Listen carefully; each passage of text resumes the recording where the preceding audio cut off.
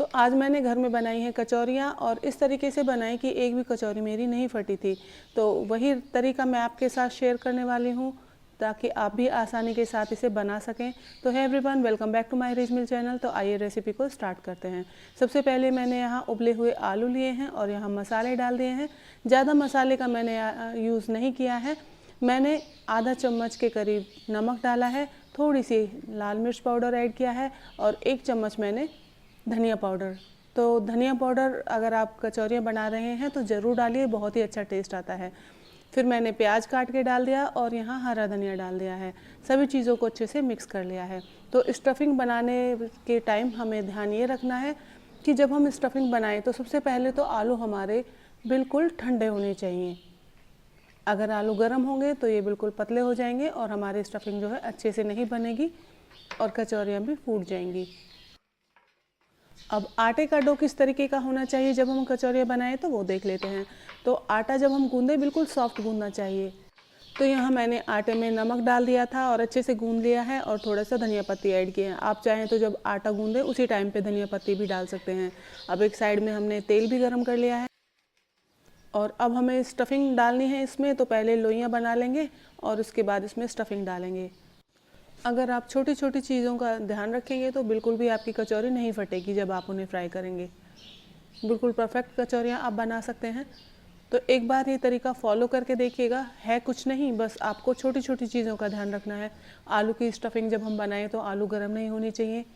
आटा जो है हमारा बिल्कुल पतला होना चाहिए, बिल्कुल सॉफ्ट हम इसे गूँधेंगे और इस तरीके से आप इसे बेल लीजिए। अब इसे बस इतना हमें बेलना है ताकि हम इसमें स्टफिंग अच्छे से डाल सकें और उसे अच्छे से फिल कर सकें। मैंने ज़्यादा यहाँ देख सकते हैं नहीं बेला है इसे। और अब हम यहाँ स्टफिंग डाल देंगे। तो जितनी आप भर सकते हैं इसमें स्टफिंग या जितनी इसमें आ जाए उस हिसाब से आप यहाँ डाल दीजिए। और किनारों से आप यहाँ देखिए, बिल्कुल किनारे उठाते हुए हम इन्हें आपस में मिला देंगे और इसे बंद कर देंगे।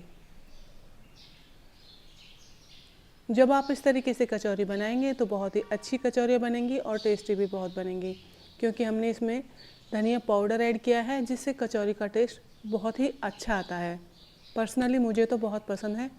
और आप मुझे बताइएगा कि आपको कचौरी में कौन सा मसाला पसंद है।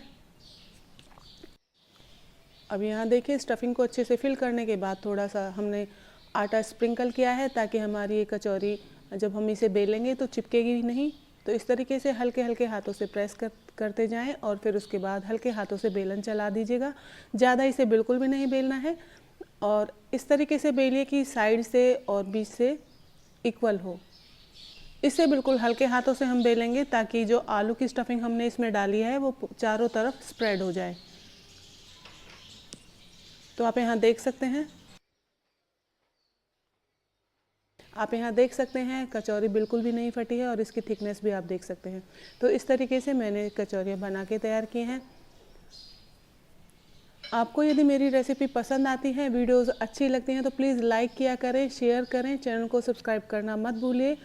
बेल आइकन को प्रेस कर दीजिए ताकि मेरी वीडियो की नोटिफिकेशन आप तक पहुंच जाए और आप इजीली मेरी वीडियो को देख पाएँ। और हाँ, आगे आप कौन सी वीडियो देखना चाहते हैं, क्या रेसिपी मैं आपके लिए बनाऊं, प्लीज़ मुझे बताया करें। और अगर आपको ये कचौरी बनाने का तरीका पसंद आया तो इसे शेयर करें अपने फूडी फ्रेंड्स के साथ या उन लोगों के पास जिन्हें कचौरी बनाते वक्त दिक्कतें आती हैं, जिनकी कचौरियाँ जब वो फ्राई करते हैं फट जाती हैं या फिर बेलते वक्त फट जाती हैं। तो इन तरीक़ों का इस्तेमाल करके आप इजीली कचौरियाँ बना सकते हैं। आप यहाँ मैदे का यूज़ कर सकते हैं आटे की जगह, तो और भी अच्छी टेस्टी कचौरियाँ बनती हैं। और इससे पहले मैंने कई बार कचौरियों की रेसिपी आपके साथ शेयर की हुई है। मैंने दाल की कचौरी की रेसिपी डाली हुई है और खस्ता कचौरी बनाई हुई है। तो उनका लिंक मैं डिस्क्रिप्शन बॉक्स में डाल दूँगी, वहाँ आप चेक कर सकते हैं। तो इस तरीके से पहले आप सारी कचौरियों को बेल के तैयार कर लीजिएगा और फैला कर रखिएगा, इकट्ठा मत डाल दीजिएगा वरना ये आपस में चिपक जाएंगी।